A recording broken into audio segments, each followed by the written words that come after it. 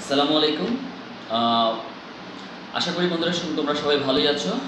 আজকে তোমাদের একটু ভিন্ন টপিক নিয়ে আলোচনা করব। সেই টপিকটা প্রথম পর্ব নিয়ে এর আগের ক্লাসে আলোচনা করেছিলাম, সেটা হচ্ছে জাতিসংঘ বাংলাদেশ। আজকে আমি আলোচনা করব তোমাদের দ্বিতীয় পর্বটাকে নিয়ে। জাতিসংঘ বাংলাদেশ একটা বিশাল লেসন। সেই লেসনটাকে কয়েকটা ভাগে ভাগ করেছি আমি, যাতে তোমাদের খুব সহজেই মনে রাখা যায়। আর সেজন্য আজকে যেই পার্টটা নিয়ে আলোচনা করব সেটা হচ্ছে পার্ট 2, এপিসোড 2, জাতিসংঘ বাংলাদেশের মধ্যে দ্বিতীয় পর্ব নিয়ে আজকে আলোচনা। আর আলোচনার শুরুতেই আমি আমার পরিচয়টা তোমাদেরকে দিয়ে দিচ্ছি। This is M Shaon, who is the associate teacher of Comilla modern high school. আর বন্ধুরা, চলো তাহলে আজকে আমরা আমাদের মূল টপিকে আমরা চলে যাই, সেটা হচ্ছে জাতিসংঘ বাংলাদেশ। এর আগের ক্লাসে আমরা আলোচনা করেছিলাম জাতিসংঘের ফর্ম, অর্থাৎ জাতিসংঘের যে গঠন, সেই গঠনটা নিয়ে আমরা আলোচনা করেছিলাম। কীভাবে জাতিসংঘ গঠন হয়েছিল, জাতিসংঘের প্রতিষ্ঠাকাল, একটা ইতিহাস আমরা জেনেছিলাম। আর সেই ইতিহাসের সাথে সাথে আমরা এটাও জেনেছিলাম যে বাংলাদেশের সাথে জাতিসংঘের যে সুনিবিড় সম্পর্ক, সেই সম্পর্কটা সম্পর্কে আমরা গত ক্লাসে জেনেছিলাম। এবং শান্তিরক্ষা বাহিনী হিসেবে বাংলাদেশ সেনাবাহিনী যে গুরুত্বপূর্ণ ভূমিকা পালন করছে জাতিসংঘের মধ্যে বিশ্ব শান্তি প্রতিষ্ঠার ক্ষেত্রে, এই সম্পর্কেও আমরা গত ক্লাসে জেনেছিলাম। সেটা ছিল আমাদের পার্ট 1, পর্ব 1। আজকে আমরা যেটা শিখব, যেটা জানবো, সেটা হচ্ছে জাতিসংঘের মধ্যে পার্ট 2। সেই পার্ট 2টার মধ্যে হচ্ছে যে বাংলাদেশে জাতিসংঘের যে ভূমিকা, বাংলাদেশে জাতিসংঘের ভূমিকাটা কি, সেই বিষয়টা নিয়ে আজকে আমরা আলোচনা করব। আজকের লেসনের শেষে তোমরা যে বিষয়গুলো জানতে পারবে, সেই বিষয়টা হচ্ছে বাংলাদেশে জাতিসংঘের ভূমিকা। বাংলাদেশের জাতিসংঘের ভূমিকা সম্পর্কে তোমরা জানতে পারবে নারীর প্রতি সকল প্রকার বৈষম্য দূরীকরণের ক্ষেত্রে জাতিসংঘ কী কী ভূমিকা পালন করছে। এই দুটো বিষয় আজকের লেসনে আমরা শিখব।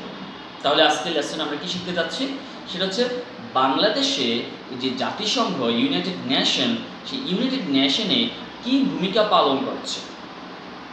সেই সাথে আমরা শিখব আজকের লেসনে নারীর প্রতি সকল প্রকার বৈষম্য দূরীকরণে জাতিসংঘ কী কী ভূমিকা পালন করছে, সেই বিষয়টাও আজকে লেসনে আমরা শিখব। তাহলে চলো আজকের লেসনের মধ্যে যে বাংলাদেশে জাতিসংঘের যে ভূমিকা, সেই ভূমিকাটা নিয়ে আজকে প্রথমত আমি আলোচনা করব। যে বাংলাদেশে জাতিসংঘের যে কি ভূমিকা রয়েছে, জাতিসংঘ কি কি কার্যকরী পদক্ষেপ গ্রহণ করছে বাংলাদেশের জন্য, সেই টপিকটা নিয়ে আজকের লেসনে আমরা আলোচনা করছি। তাহলে বাংলাদেশের জাতিসংঘের ভূমিকার ক্ষেত্রে প্রথমে স্লাইডে তুমি একটু দেখতে পাচ্ছ যে আমাদের জাতির জনক বঙ্গবন্ধু শেখ মুজিবুর রহমান, এই জাতির জনক বঙ্গবন্ধু শেখ মুজিবুর রহমান সেই জাতিসংঘের মধ্যে যে একটা অক্লান্তিক পরিশ্রমের মাধ্যমে, ঐকান্তিক প্রচেষ্টায় তিনি 17 সেপ্টেম্বর 1974 সালে বাংলাদেশকে জাতিসংঘের 136তম দেশ হিসেবে যা সদস্যপদ লাভ করে। এই বাংলাদেশ 136তম সদস্যপদ হিসেবে জাতিসংঘের সদস্যপদ লাভ করে। এই বাংলাদেশ একটা, আমরা জানি বাংলাদেশ আমাদের প্রাণের দেশ। আমাদের এই বাংলাদেশের জন্য 1971 সালে আমরা রক্তক্ষয়ী যুদ্ধ করেছি, প্রায় 9 মাস রক্তক্ষয়ী যুদ্ধের মাধ্যমে এই স্বাধীন বাংলাদেশ আমরা অর্জন করেছি। কাদের কাছ থেকে?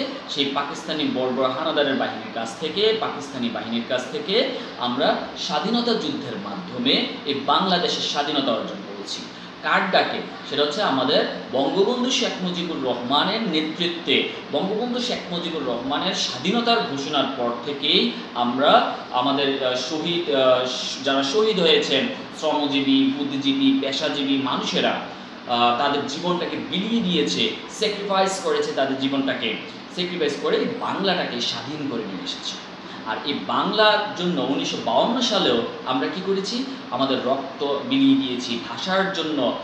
আর কোনো একটি দেশ নেই যে ভাষার জন্য তাদের রক্তটাকে বিলিয়ে দেয়, তাদের জীবন বিলিয়ে দেয়, তারা রক্ত দিয়েছে শুধুমাত্র ভাষাকে, আমাদের এই মাতৃভাষার জন্য। আর সেজন্য দেখা যায় যে বঙ্গবন্ধু শেখ মুজিবুর রহমান এক নিখুঁত নেতৃত্বের মাধ্যমে 1974 সালের 17 সেপ্টেম্বর 136তম দেশ হিসেবে জাতিসংঘের সদস্যপদ লাভ করে এই সোনার বাংলাদেশ। অর্থাৎ তাহলে আমরা এটা বুঝতে পারলাম যে বাংলাদেশ জাতিসংঘের কততম সদস্য দেশ, সেটা হচ্ছে 136তম সদস্যতম দেশ। সেটা কার নেতৃত্বে এসেছে, সেটা হচ্ছে জাতির জনক বঙ্গবন্ধু শেখ মুজিবুর রহমানের নেতৃত্বে আমরা এটা অর্জন করেছি, জাতিসংঘের 136তম দেশ হিসেবে সদস্যপদ লাভ করেছি। তাহলে আমরা এই বিষয়টা আমরা ক্লিয়ার হয়ে গেলাম, 136তম দেশ হিসেবে বঙ্গবন্ধুর নেতৃত্বে জাতিসংঘের সদস্যপদ লাভ করেছি। যেখানে বঙ্গবন্ধু সে তোমরা স্লাইডে দেখতে পাচ্ছ যে বঙ্গবন্ধু শেখ মুজিবুর রহমান তার বক্তব্য ছিল সেই সদস্যপদ লাভের পরে।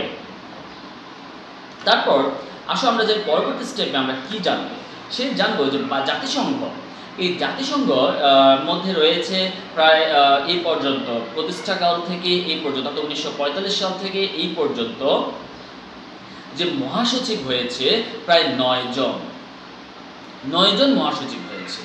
এর মধ্যে বাংলাদেশের সাথে জাতিসংঘের যে এত একটা নিবিড় সম্পর্ক, এই নিবিড় সম্পর্কের কারণে বা জাতিসংঘের যে মহাসচিব, সেই মহাসচিবের মধ্যে 4 জন মহাসচিবই বাংলাদেশে মোট 5 বার সফর করেছে।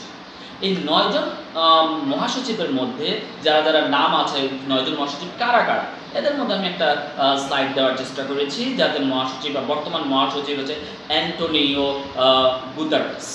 এটা হচ্ছে বর্তমান মহাসচিবের নাম জাতিসংঘ। যে বর্তমান প্রধানমন্ত্রী আমাদের মাননীয় প্রধানমন্ত্রী শেখ হাসিনা, এই শেখ হাসিনার সাথে খুব নিবিড় সম্পর্ক রয়েছেন। এই পর্তুগালের যে পর্তুগালের নাগরিক বর্তমান মহাসচিব জাতিসংঘের, সেটা হচ্ছে অ্যান্টোনিও গুতেরেস। এই অ্যান্টোনিও গুতেরেসের সাথে বর্তমান প্রধানমন্ত্রী, আমাদের বাংলাদেশের প্রধানমন্ত্রী মাননীয় প্রধানমন্ত্রী শেখ হাসিনার একটা নিবিড় সম্পর্ক বিদ্যমান, খুব ঘনিষ্ঠ সম্পর্ক বিদ্যমান বাংলাদেশের পক্ষে। সেই সাথে রয়েছে আরও অনেক মহাসচিব রয়েছে, বান কি মুন রয়েছে, কফি আনান রয়েছে, জাতিসংঘের মহাসচিব হিসেবে দায়িত্ব পালন করেছিলেন। বান কি মুন এর আগে দায়িত্ব পালন করেছিলেন, বর্তমান মহাসচিবের আগে দায়িত্ব পালন করেছেন দক্ষিণ কোরিয়ার বান কি মুন দায়িত্ব পালন করেছিলেন। ঘানার এর আগে দায়িত্ব পালন করেছিলেন ঘানার কফি আনান। এদের নাম আমরা অনেকেই শুনেছি, অনেকেই জানি। এভাবে প্রায় 9 জন বিভিন্ন দেশের প্রায় 9 জন মহাসচিব দায়িত্ব পালন করেছেন। আর এই মহাসচিবদের মধ্যে মোট 4 জন মহাসচিব বর্তমানে বাংলাদেশে মোট 5 বার ভিজিট করেছে।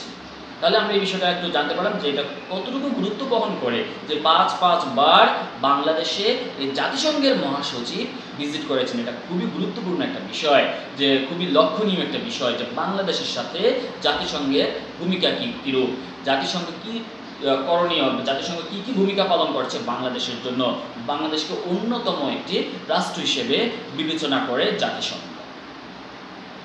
আসলে এবার পরবর্তী স্টেপে আমরা যে জানি যে জাতিসংঘের আর কি ভূমিকা রয়েছে বাংলাদেশের ক্ষেত্রে, বাংলাদেশের উন্নয়নের ক্ষেত্রে। 1984 সাল থেকে জাতিসংঘের কার্যপ্রণালীতে বাংলা ভাষার ব্যবহার হচ্ছে অসাধারণ একটা কথা, যে বাংলা ভাষার একটা ব্যবহার। 1952 সালে আমরা জানি ভাষার জন্য বাংলাদেশ কি করেছে, ভাষার জন্য আমরা শহীদ হয়েছি। সালাম, বরকত, রফিক, জব্বার সহ আরও অনেকেই শহীদ হয়েছে এই ভাষার জন্য। পৃথিবীতে আর এমন কোনো দেশ নেই যেই দেশে ভাষার জন্য যুদ্ধ করে, ভাষার জন্য তারা রক্ত দেয়, ভাষার জন্য তারা প্রাণ দেয়। শুধুমাত্র এমন একটি দেশ, সেই দেশটি হচ্ছে বাংলাদেশ। এই বাংলাদেশ তার মাতৃভাষা, মায়ের ভাষার জন্য 1952 সালে আমরা কি করেছি, রক্ত দিয়েছি, প্রাণ দিয়েছি।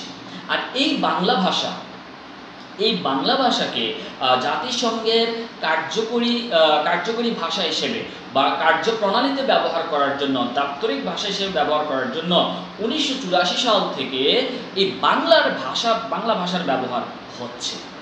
বাংলা ভাষার ব্যবহার জাতিসংঘের ব্যবহার কার্যপ্রণালীতে ব্যবহার করা হচ্ছে এই মাতৃভাষা আমাদের বাংলা ভাষাকে।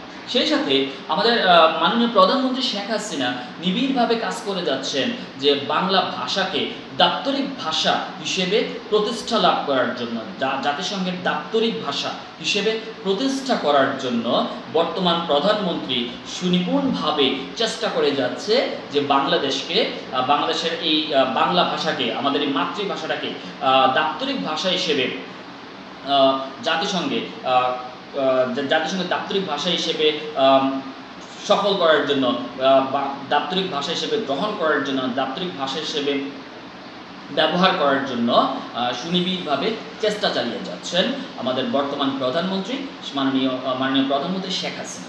সেই সাথে একটা বিষয় খেয়াল করা যায় যে 1944 সালে বঙ্গবন্ধু শেখ মুজিবুর রহমান 1974 সালে যখন বঙ্গবন্ধু শেখ মুজিবুর রহমান যে জাতিসংঘে একটা ভাষণ দেন, যখন ভাষণ দেন তখন তিনি বাংলা ভাষায় তিনি ভাষণটা দিয়ে একটা নজিরবিহীন করেছেন, একটা নজির তৈরি করেছেন, একটা ইতিহাস তৈরি করেছেন যে বাংলা ভাষায়, জাতিসংঘে বাংলা ভাষায় তার স্পিচটা রেখেছেন বঙ্গবন্ধু শেখ মুজিবুর রহমান, যেটা ইতিহাসের মধ্যে একটি স্মরণীয় হয়ে আছে। আসো এবার এই যে 1974 সালে জাতিসংঘের অধিবেশনে, যেটা আমি একটু আগেই বললাম যে 1974 সালে জাতিসংঘের কততম অধিবেশনে, সেটা হচ্ছে 30তম অধিবেশনে বঙ্গবন্ধু শেখ মুজিবুর রহমান বাংলা ভাষায় ভাষণ দিয়ে বাংলাকে আন্তর্জাতিক মর্যাদা লাভ করেছেন। সেই কারণে দেখা যায়, আমরা জানি যে 1999 সালে আমাদের বাংলা ভাষাটাকে ইউনেস্কো কর্তৃক আন্তর্জাতিক মাতৃভাষা হিসেবে স্বীকৃতি প্রদান করেছে ইউনেস্কো কর্তৃক। ওকে, এবার আসুন আমরা পরবর্তী স্লাইডে যাচ্ছি। জাতিসংঘের আর কি ভূমিকা আছে সেই বিষয়টা আমরা জানি। জাতিসংঘের সাধারণ পরিষদে 41তম অধিবেশন, এই 41তম অধিবেশনে সভাপতিত্ব করেন বাংলাদেশের নাগরিক বঙ্গবন্ধু শেখ মুজিবুর রহমানের স্নেহভাজন, খুবই বিশ্বস্ত, আস্থাভাজন একজন ব্যক্তিত্ব।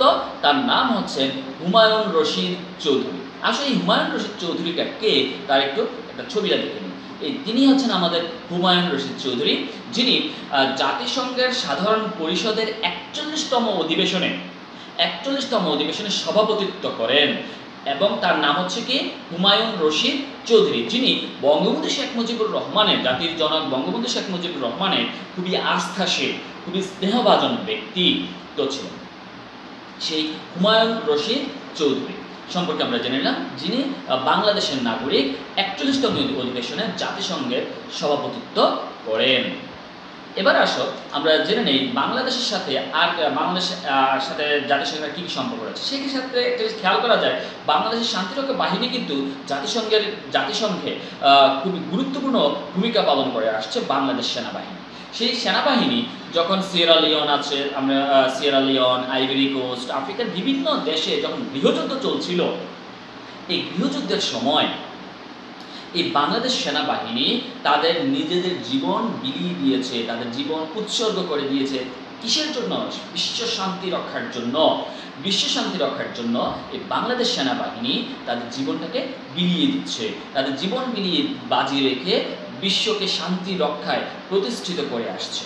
আর সেই ধারাবাহিকতায় যে সিয়েরা লিওনে আমরা জানি যে শান্তি প্রতিষ্ঠাকরণের কারণে সিয়েরা লিওনের দ্বিতীয় ভাষা হচ্ছে বাংলাকে তাদের দ্বিতীয় রাষ্ট্রভাষা হিসেবে স্বীকৃতি প্রদান করেছে। এছাড়াও আইভরি কোস্টে আমরা জানি যে আইভরি কোস্টের একটি গুরুত্বপূর্ণ একটা রাস্তা, যার নামকরণ করা হয়েছে বাংলাদেশ সড়ক হিসেবেও নামকরণ করা হয়েছে। সো এই সৈন্যরা, বাংলাদেশ সেনাবাহিনীর যে সৈন্যরা, তাদের প্রাণ দিয়ে, আমাদের তাদের জীবন দিয়ে গুরুত্বপূর্ণ ভূমিকা পালন করছে জাতিসংঘের মধ্যে। প্রায় 88 জন বিশ্ব শান্তি রক্ষার জন্য শহীদ হয়েছে, প্রায় 88 জন বাংলাদেশি সৈন্য শহীদ হয়েছে। শহীদের মর্যাদা লাভ করে যে 88 জন সৈন্য শহীদ হয়ে বিশ্ব শান্তি রক্ষা বাহিনীতে কাজ করতে হবে। সেই হিসেবে বাংলাদেশের মর্যাদা কিন্তু সারা বিশ্বের চোখে একটা অনন্য দৃষ্টি স্থাপন করেছে। সেই জন্যই জাতিসংঘের যে মহাসচিব বৃন্দগণ বাংলাদেশকে বিশেষ নজরে দেখেন, এবং বাংলাদেশে প্রায় প্রায় 5 বার 4 জন মহাসচিব ভিজিট করেছেন, পরিদর্শন করেছেন। আসলে এবার আমরা আরেকটা বিষয় জানি, সেটা হচ্ছে ইউনেস্কো সম্পর্কে। ইউনেস্কো কি করতেছে? এই যে জাতিসংঘের যে UNESCO, United Nations Educational, Scientific and Cultural Organization, এই যে মিনিংটা খুবই গুরুত্বপূর্ণ, এগুলো তোমরা একটু শিখে রাখবা যে পূর্ণ রূপটা কি। United Nations Educational, Scientific and Cultural Organization, তারপর WHO, ওয়ার্ল্ড হেলথ অর্গানাইজেশন। এই মিনিংগুলো, এই যে পূর্ণরূপগুলো ভালো করে একটু জেনে রাখবা, এগুলো অনেক সময় বিভিন্ন পরীক্ষায় কমন পড়ে। তাহলে এই ইউনাইটেড নেশন যে বাংলাদেশের যে জাতিসংঘ বাংলাদেশের ক্ষেত্রে কী ভূমিকা পালন করছে সেটা আমি একটু আগে বলেছিলাম যে 1999 সালে এই যে ইউনেস্কো কর্তৃক বাংলাদেশের যে বাংলা ভাষাটা, সেই ভাষাটাকে আন্তর্জাতিক মাতৃভাষা হিসেবে স্বীকৃতি প্রদান করেছে। আন্তর্জাতিক মাতৃভাষা হিসেবে স্বীকৃতি প্রদান করেছে সেই ইউনেস্কো। সেজন্য ইউনেস্কো সম্পর্কে আমাদের একটু ধারণা রাখা দরকার। সেক্ষেত্রে যে বাংলাদেশের শিক্ষা, বিজ্ঞান ও সংস্কৃতি উন্নয়নের জন্য উন্নয়নের লক্ষ্য নিয়ে কাজ করে যাচ্ছে আমাদের ইউনেস্কো। বাংলাদেশের শিক্ষার উন্নয়নটা কিভাবে হবে, বাংলাদেশের বিজ্ঞানের উন্নয়নটা কিভাবে হবে, বিজ্ঞান বিষয়ক যে উন্নয়নের যে কার্যকারিতা সেটা কিভাবে ফলপ্রসূ করা যায়, সেই বিষয়ে কাজ করছে আমাদের ইউনেস্কো। সেই সাথে বাংলাদেশ সংস্কৃতি যে কালচার, সেই কালচারের উন্নয়ন কিভাবে উন্নয়ন করা যায়, এই লক্ষ্যমাত্রা নিয়ে কাজ করে যাচ্ছে ইউনেস্কো। জাতিসংঘে বাংলাদেশে কাজ করে যাচ্ছে, ওদের এই প্রতিষ্ঠানগুলো, এই অঙ্গ সংগঠনগুলো বাংলাদেশে কাজ করে যাচ্ছে এবং গুরুত্বপূর্ণ ভূমিকা পালন করছে। এবার আমরা একটু জানবো, এতক্ষণ আমরা জানলাম বাংলাদেশের জাতিসংঘের ভূমিকাটা। এখন আমরা কি জানবো? এখন আমরা একটু জানি সেই বিষয়টা হচ্ছে নারীর প্রতি বৈষম্য দূরীকরণে জাতিসংঘের ভূমিকা। নারীর প্রতি কী কী বৈষম্য দূরীকরণে জাতিসংঘ কী ভূমিকা পালন করছে সেই বিষয়গুলো একটু জানবো। আমি একটু স্লাইডে কতগুলো পয়েন্ট উল্লেখ করে দিয়েছি, একটু খেয়াল করো যে 1949 সালে, আমি একটু ধারাবাহিকভাবে লিখেছি সবগুলো অংশ, যে 1949 সালে মানব পাচার ও পতিতাবৃত্তি অবসানের জন্য জাতিসংঘের সনদ অনুমোদন প্রদান করে। জাতিসংঘ সনদ অনুমোদন প্রদান করে। সেই সাথে 1957 সালে, 49-এর পরে 1957 সালে বিবাহিত নারীর জাতীয়তা সংরক্ষণ ও পরিবর্তন সংক্রান্ত অনুমোদনও করে এই জাতিসংঘ। এছাড়াও 1962 সালে এসে যে নারীদের বিয়ের যে ন্যূনতম বয়স, এই বয়স সীমা ও রেজিস্ট্রেশন ফর্ম সনদ অনুমোদন করে এই জাতিসংঘ। যে একটা বিয়ের নির্দিষ্ট একটা বয়স লাগবে, সেই বয়সের মধ্যে একটা তার রেজিস্ট্রেশন করতে হবে, সেই রেজিস্ট্রেশনের যে ফর্মটা, সেই ফর্মটাও অনুমোদন করে এই জাতিসংঘ। তারপর 1975 সালে এসে যে প্রথম বিশ্ব নারী সম্মেলন অনুষ্ঠিত হয়, যেটা প্রথম বিশ্ব নারীদের সম্মেলন একটা অনুষ্ঠান অনুষ্ঠিত হয়, যার আয়োজক ছিল জাতিসংঘের তত্ত্বাবধানের মাধ্যমে 1975 সালে প্রথম বিশ্ব নারী সম্মেলন অনুষ্ঠিত হয়। তারপরে আমরা একটু যাই যে সিডো সনদ, যেটা খুবই গুরুত্বপূর্ণ একটা সনদ এই নারীর প্রতি বৈষম্য দূরীকরণের ক্ষেত্রে। এই সিডো সনদটা খুবই গুরুত্ব বহন করছে। যে সিডো সনদ 1981 সালে কার্যকর হয়। সিডো সনদ কার্যকর হয় 1981 সালে। আর এই বাংলাদেশ সহ প্রায় 132টা দেশে এই সিডো সনদের সমর্থন রয়েছে। তাহলে এই সিডো সনদরা কি? এই সিডো সনদটা সম্পর্কে আমাদের একটু ধারণা নিতে হবে, যে আমরা সিডো সনদটা নিয়ে একটু আলোচনা জেনে নিই। সিডো কি, সিডো সনদটাকে, অর্থাৎ তাহলে আমরা এটা বুঝতে পারলাম যে 1981 সালে যে সিডো সনদটা কার্যকর হয়। এছাড়া বাংলাদেশ সহ প্রায় 132টা দেশে এই সিডো সনদের সমর্থন রয়েছে, বাংলাদেশ সহ 132টা দেশে। আর তাহলে এই সিডোটা কি? সিডোটা সম্পর্কে আমাদের খুব গুরুত্বপূর্ণ একটা ধারণা রাখতে হবে। সিডো কি? সিডো হচ্ছে, আমরা পরের স্লাইডে আমি একটু যাই, তাহলে বুঝতে পারবো যে সিডো কি। CEDAW, সিডো। এই সিডো বলতে আমরা যেটা বুঝি সেটা হচ্ছে নারীর প্রতি সকল প্রকার বৈষম্য বিলোপ করার যে সনদ, সেই সনদটাকে বলা হয় সিডো। আমি আবারও বলছি, নারীর প্রতি সকল প্রকার বৈষম্য দূরকরণের বিলাপ সাধনের যে সনদ প্রকাশ করা হয় সেটাকে বলা হয় সিডো। অর্থাৎ নারীর মানবাধিকার প্রতিষ্ঠার ক্ষেত্রে বা মানবাধিকার প্রতিষ্ঠার লক্ষ্য নিয়ে 1979 সালে 18ই ডিসেম্বর জাতিসংঘের সাধারণ পরিষদে এটি গৃহীত হয়। কত সালে? 1979 সালের 18ই ডিসেম্বর জাতিসংঘের সাধারণ পরিষদের জেনারেল অ্যাসেম্বলিতে এটি গৃহীত হয়। আর এটি স্বাক্ষরিত হয় যে 18 ডিসেম্বর, যেদিন গৃহীত হয়েছে সেদিন স্বাক্ষরিত হয়েছে 1979 সালে, এবং এটা কার্যকর করা হয় 1981 সাল থেকে। অর্থাৎ 3 সেপ্টেম্বর 1981 সাল থেকে তা যথাযথভাবে কার্যকর হয়। তাহলে সিডো নারীর উন্নয়নের ক্ষেত্রে, নারীর প্রতি বৈষম্য দূরীকরণের ক্ষেত্রে এই সিডো খুবই গুরুত্বপূর্ণ ভূমিকা পালন করছে। সেই বিষয়টা আমরা জানলাম, জাতিসংঘের মাধ্যমে খুব গুরুত্বপূর্ণ ভূমিকা পালন করছে, এবং এটা বাংলাদেশেও গুরুত্ব বহন করছে, বাংলাদেশেও গুরুত্বপূর্ণ ভূমিকা পালন করছে। ওকে, তাহলে আমরা আজকে অনেক বিষয়গুলো আমরা ক্লিয়ার হয়ে গেলাম আজকের টপিক থেকে। তাহলে আজকে যে টপিক থেকে যা ক্লিয়ার হলাম, তারপর আমি তোমাদেরকে কিছু SW দিচ্ছি, সেই SWগুলো হোমওয়ার্কগুলো করে নেবেন। সেই কী বিষয় শিখলাম সেখান থেকে। বাংলাদেশের জাতিসংঘের ভূমিকা ব্যাখ্যা করো। আমি যে ক্লাসটা করেছি সেটা একটু পর্যালোচনা করে নিজের মতো করে তোমরা জাতিসংঘের যে ভূমিকাটা, সেই ভূমিকাটা ব্যাখ্যা করবে। নারীর প্রতি সকল প্রকার বৈষম্য দূরীকরণে জাতিসংঘের কী ভূমিকা রয়েছে সেই ভূমিকাটা ব্যাখ্যা করো। সিডো কি, আমি সংজ্ঞাটা বলে দিয়েছি একটু আগে। সিডো কি, ইউনেস্কোর পূর্ণরূপ কি, সবগুলো মিনিং আমি আমার স্লাইডের মধ্যে দেওয়া আছে, তোমরা স্লাইডের মধ্যে দেখতে পাচ্ছ নিশ্চয়ই। এগুলো নিয়ে তোমরা একটু পর্যালোচনা করো, একটু স্টাডি করো, এবং তোমাদের যে 9-10-এর যে পাঠ্য বইটা আছে সেই পাঠ্য বইটা একটু ভালো করে পড়ো, ভালো করে একবার রিডিং করো, তাহলেই তোমরা বুঝতে পারবে যে আসলে বিষয়টা কি। আরেকটা কথা বলি তোমাদের, সেই কথাটা হচ্ছে যে আমরা টিচাররা আমরা কিন্তু সব কিছু একটু সহজ করে দেওয়ার চেষ্টা করি, একটু বুঝিয়ে দিলে তোমাদের একটু সহজ হয়। কিন্তু এটা ভেবো না যে প্রত্যেকটা টিচার তোমাদেরকে একেবারে গুলিয়ে খাওয়াই দিবে, সেটা না। তোমরা নিজেরা এই পড়াটাকে একটু এনজয় করার চেষ্টা করো, একটু এনজয় করে নাও। যে কোনো সাবজেক্টে তোমরা একটু এনজয় করার চেষ্টা করো। আর প্রত্যেকটা সাবজেক্টের মনে রাখার জন্য তোমরা নিজেরা নিজস্ব কিছু কৌশল অ্যাপ্লাই করো, যে কোন বিষয়টার কারণে তোমার একটু আনন্দের সহিত একটু মজা করে পড়াটার চেষ্টা করো, একদম পড়াটার ভিতরে ঢোকার চেষ্টা করো। যেই লাইনটাই পড়বা সেই জায়গাটাতে নিজের মতো করে তুমি তোমার একটা গল্প তৈরি করো, সেই গল্পটা তৈরি করে, বা একটা ছন্দ তৈরি করো, একটা গল্প তৈরি করো, বা এটার ভিতরে ঢুকিয়ে ওই টপিকটা তোমার কোনো বন্ধুকে ইন্ডিকেট করে মনের মধ্যে, যেটা দিয়ে তুমি সবচেয়ে বেশি মনে রাখতে পারো, সেই বিষয়টা নিয়ে তোমরা চিন্তা করো। তাহলে তোমাদের দেখবা যে প্রত্যেকটা টপিক সারা জীবন তোমাদের মনে থাকবে, কখনই ভুল হবে না ইনশাআল্লাহ, আশা করি। তাহলে আজকের ক্লাসটা আমি SWটা দিলাম, তাহলে আজকের ক্লাসটা আমরা এখানেই শেষ করছি। সবাই ভালো থাকো, সুস্থ থাকো, সবার সুস্বাস্থ্য কামনা করে আজকের ক্লাস এখানে শেষ করছি। আসসালামু আলাইকুম।